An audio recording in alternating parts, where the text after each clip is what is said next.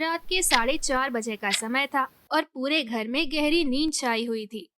ठंड का मौसम था। कंबल में लिपटे हुए लोग अपने सपनों की दुनिया में खोए हुए थे। हवा में ठंडक की वजह से हर कोई अपनी अपनी चादर में दुबका हुआ था और घर में एक खामोशी थी। अचानक इस शांति को तोड़ते हुए मंदिर की घंटी की जोरदार आवाज गूंज उठती है। टन टन टन। मंदिर की घंटी की जोरदार आवाज से पूरा घर गूंज उठता है। आवाज सुनकर बड़ी बहू नंदिनी की नींद खुल जाती है। नंदिनी अपनी आंखें मलते हुए बड़बड़ाती है, अरे ये क्या हो रहा है? इतनी ठंड में सुबह सुबह कौन सत्यानाश कर रहा है? नंदिनी करवट बदलने की कोशिश करती है, लेकिन घंटी की आवाज बंद होने का नाम नहीं ले रही। उसकी नींद पूरी तरह से टूट चुकी थी और अब वो गुस्से में चिल्लाते हुए बोली, किसकी हिम्मत हुई मेरी नींद खराब करने की? इतने में ठंडी से कांपते हुए कमरे से सास कोमल देवी बाहर निकल आती है।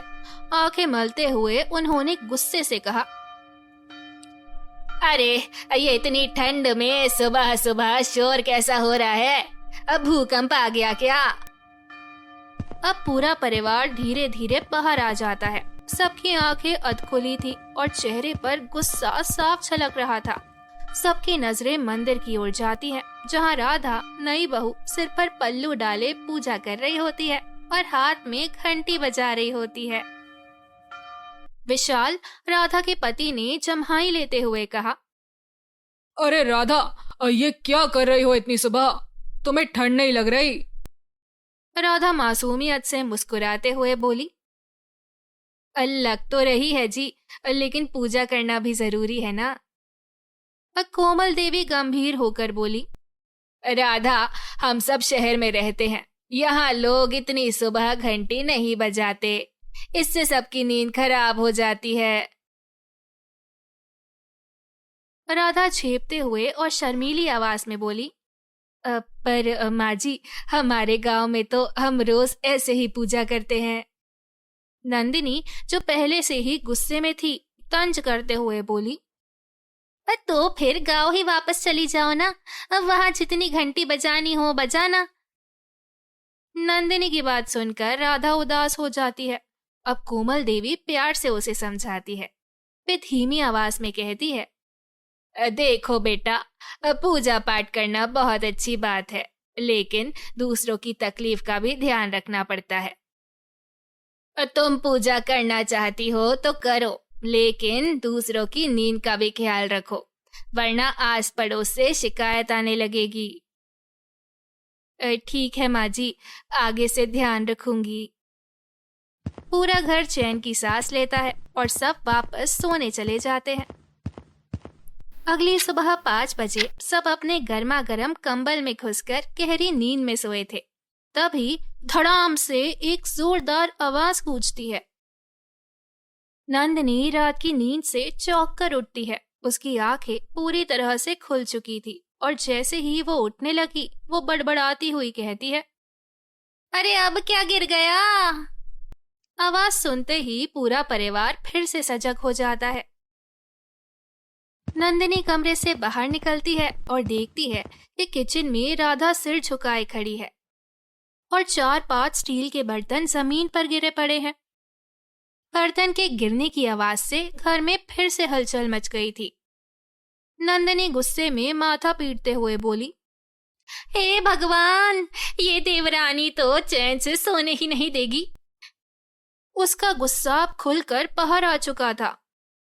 कोमल देवी जो पहले ही नींद से जाग चुकी थी, गुस्से से हाथ कमर पर रखकर राधा से पूछती है, राधा, अब क्या कर रही थी? राधा घबराते हुए कहती है, मैं बस बर्तन धो रही थी, गलती से हाथ से फिसल गए।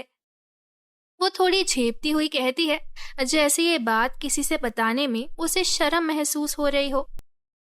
नंदिनी फिर गुस्से में पैर पटकते हुए कहती है, अब पहले घंटी, अब बर्तन। राधा, क्या तुम हमें सोने नहीं दोगी? अब क्या तुम हमारी नींद की शांति को तोड़ने का कोई मौका छोड़ोगी? नंदिनी का गुस्सा बढ़ता जा रहा था और वो बिल्कुल भी शांत नहीं हो रही थी। विशाल, जो अब तक चुप थे, गंभीर होकर राधा से कहते हैं, राधा, माँ ने तुमसे कहा था ना कि सुबह सुबह शोर मत करना, फिर भी तुमने। विशाल की आवाज में निराशा और गुस्सा था, क्योंकि राधा ने पहले घंटी बजाई थी और अब बर्तन गिराए थे। राधा मासूमियत से जैसे कुछ नहीं हुआ सिर झुकाकर कहती है, पर मैंने तो घंटी नहीं बजाई। उसकी बात सुनकर सभी को थोड़ा हैरानी हुई। नंदिनी और गुस्से में तड़पते हुए कहती है, अरे वाह, अच्छा तरकीब निकाला है कि घंटी बजाने से मना करो तो बर्तन पीटने लगी। उसकी आवाज में व्यंग साफ झलक रहा था और उसकी नजरों में एक गहरी नाराजगी थी। राधा अब भी चुप रहती है, उसके पास कोई जवाब नहीं था। लेकिन कोमल देवी और विशाल ने राधा को धीरे धीरे समझाया। कोमल देवी ने कहा, देखो बेटा, पूजा पाठ ठीक है, लेकिन देर से उठने की आदत डालो ताकि तुम्हारी वजह से हमें परेशानियों का सामना ना करना पड़े। हमारी नींद का भी ध्यान रखो, वरना हर बार इसी तरह की समस्याएं होंगी। विशाल भी उसी पर सहमति जताते हुए कहते हैं, हाँ राधा, तुम भी समझो, सुबह के समय शोर से हमें दिक्कत होती है। कोशिश करो कि तुम थोड़ी देर से उठो और आराम से काम करो। राधा ने सिर झुकाकर समझते हुए कहा, ठीक है माँ जी, जीजा जी, मैं अब कोशिश करूंगी कि आप लोगों को परेशानी ना हो। राधा ने दिल से ये बात मानी और उसने तय किया कि वो अब सुबह जल्दी नहीं उठेगी और किसी भी प्रकार से घर में शोर मचाने से बचेगी। अब पूरा परिवार शांति से वापस अपने कमरे में चला गया और सोने की कोशिश करने लगा। लेकिन जैसे ही सुबह की नर्म रोशनी कमरे में आई, सबके मन में एक डर था।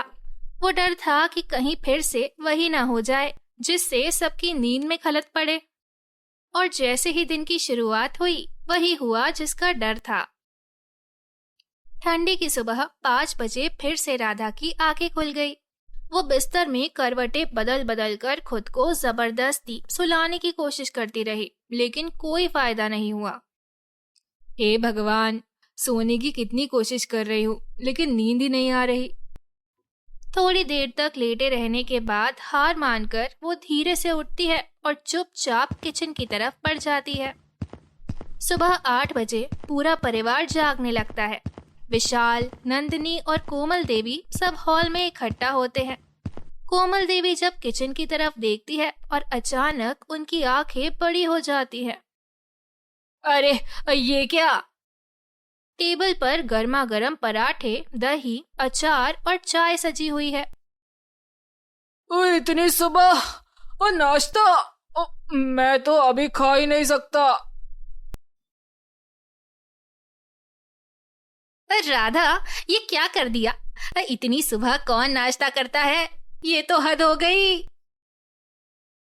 राधा, मैंने तुमसे कहा था ना कि यहाँ सब देर से उठते हैं, फिर इतनी सुबह खाना बनाने की क्या जरूरत थी? ठंड में सारा खाना बर्फ जैसा ठंडा हो जाएगा। अम्मा जी, मैं तो बहुत कोशिश कर रही थी देर से उठने की, लेकिन मेरी आँख ही नहीं लग रही थी। सोचा वैसी ही जागी हूँ तो कुछ काम ही कर लूं। देख रही हैं माँ जी, आप कौन सी बला उठाकर लाई हैं गाँव से। ना इसे ठंड लगती है और ना ही नींद आती है। अरे हमें तो नींद आती है, मेहरबानी करके हमें परेशान मत किया करो। माफ करना जेठानी जी, सुबह सुबह गुस्सा ठीक नहीं है। मैं कल से देर से उठने की कोशिश करूंगी। बस यही सही रहेगा। और हाँ, अगली बार कोई नया तमाशा मत करना। सब सिर हिलाते हैं और चाय पीने लगते हैं, जबकि राधा अंदर ही अंदर सोचती है, अब तो आदत बदलनी ही पड़ेगी। लेकिन अगली सुबह आदत से मजबूर राधा की फिर से 5 बजे नींद खुल जाती है।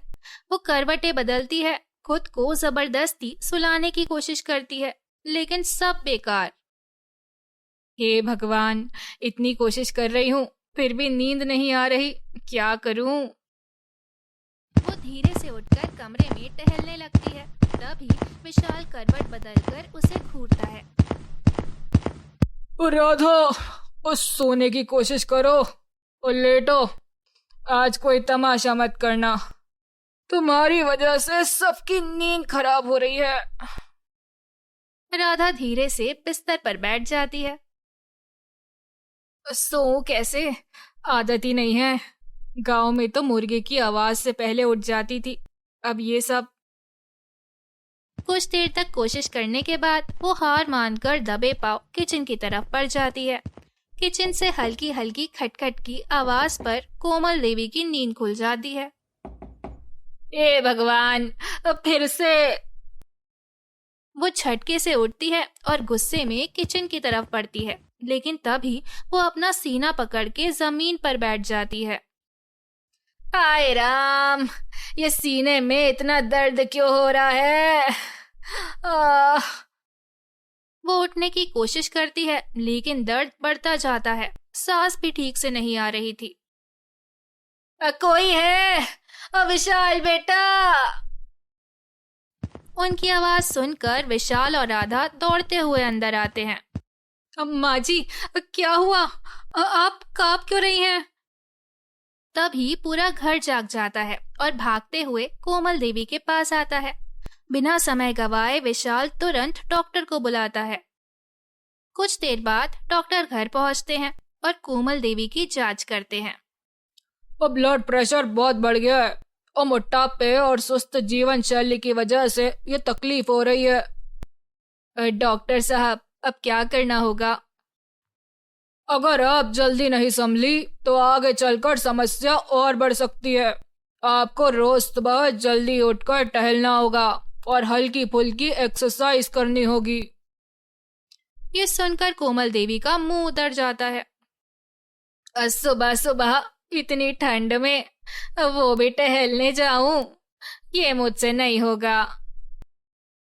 आप अगर ठीक होना चाहती हैं तो टहलना ही पड़ेगा, और अब तो धूप भी निकलना शुरू हो गया है, ठंड कहाँ है? ये कहकर डॉक्टर चला जाता है। इसके बाद राधा भी किचन की तरफ बढ़ने लगती है। तभी कोमल देवी उसे पुकारती है। रुको राधा, कल सुबह उठना तो मुझे भी उठा देना। राधा ये सुनकर हैरान रह जाती है। इसके बाद से हर रोज दोनों सास बहू साथ में वॉक के लिए निकलते और आकर किचन के कामों में लग जाते। सुबह सुबह पूरे घर में दो लोगों की खटपट गूंजने लगी थी। पहले सिर्फ राधा थी, अब कोमल देवी भी उसके साथ हो गई थी। कभी चाय के कप टूटने की आवाज, कभी दरवाजा खोलने की, कभी जूतों की आवाज, कभी किसी और की। किचन में खटर पटर, ये सब अब पहले से 2 गुना हो गया था। हे भगवान, पहले तो बस राधा थी, अब माँ जी भी मिल गई। गुस्से में वो छल्लाकर खिड़की के पास जाती है और अचानक एक अजीब सा नजारा देखती है। अरे, ये औरतें इतनी सुबह जिम वियर पहनकर एक्सरसाइज करने जा रही हैं। वो कुछ देर तक सोचती है, फिर अपने बड़े हुए पेट की तरफ देखती है। इसके बाद वो अपनी ट्रैक पैंट और जैकेट पहनकर जिम जाने लगती है। अरे वाह नंदिनी भाभी, आज इतनी सुबह कैसे? हाँ भाई, तुम्हारे शोर से नींद खुल गई थी तो मैंने देखा कि कुछ औरतें जिम जा रही हैं।